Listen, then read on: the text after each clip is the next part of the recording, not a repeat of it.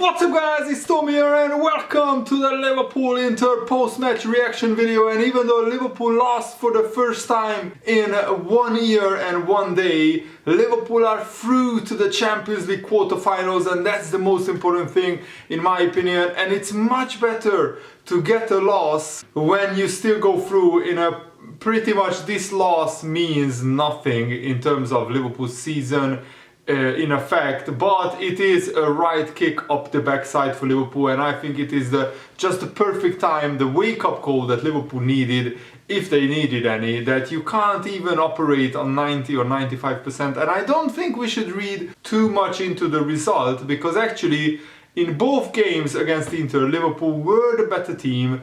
Today, the fair scoreline would have been 3-1 Liverpool probably. We could have scored 4 or 5 goals. Liverpool hit the post, hit the left bar and Liverpool hit the left post, the right post and the bar.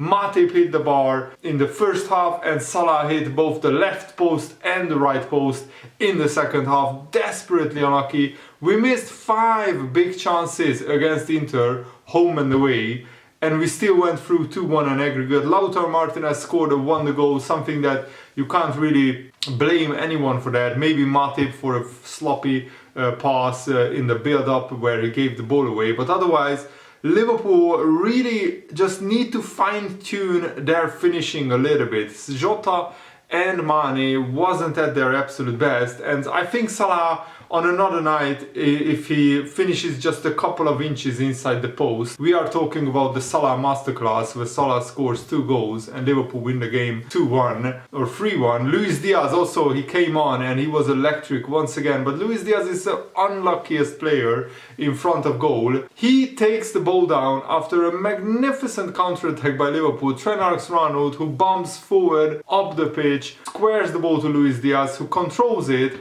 and then he side foots it. The ball is going into the bottom corner. The goalkeeper had absolutely no chance, and from nowhere Arturo Vidal comes in and slides in and kicks the ball off the line. It was one of the most insane defending plays that I have ever seen. And in the first half, I think Liverpool were the better team. We just didn't take our chances. Matip hit the bar. Van Dijk should have scored where the ball hits the defender and then goes out for a corner. And Liverpool had so many other good chances as well.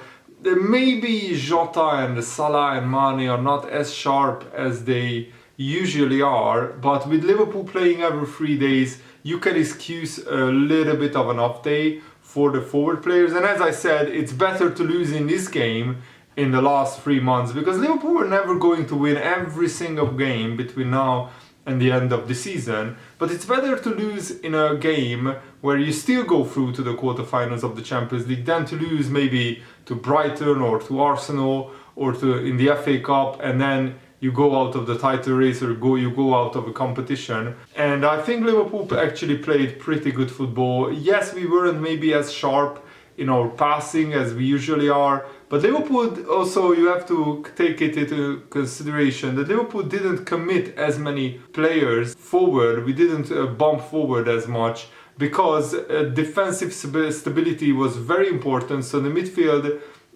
wanted to control the game, and for large periods that actually worked. But Inter also in this first half had some good chances, and in the second half Lautaro Martinez could have scored 2 goals. And Lautaro Martinez is he's a phenomenon, but he had a big goal drought. The last time he scored for Inter before the weekend was on January the 12th, so he had pretty much almost a 3-month goal drought. Then he gets a hat-trick against Salernitana, and he could have scored 2 goals in the second half. So maybe Lautaro Martinez found his goal-scoring boots somewhere in the attic or in the basement of his house in March after missing 2 months without an Inter goal. And also Robertson made a huge block when Lautaro Martinez was in front of goal. He shoots towards the far corner. I don't think Alisson would save it, and Robertson blocks it. But then a few minutes later, Lautaro Martinez scores an absolute worldie, one of the best goals of the season, into the top corner.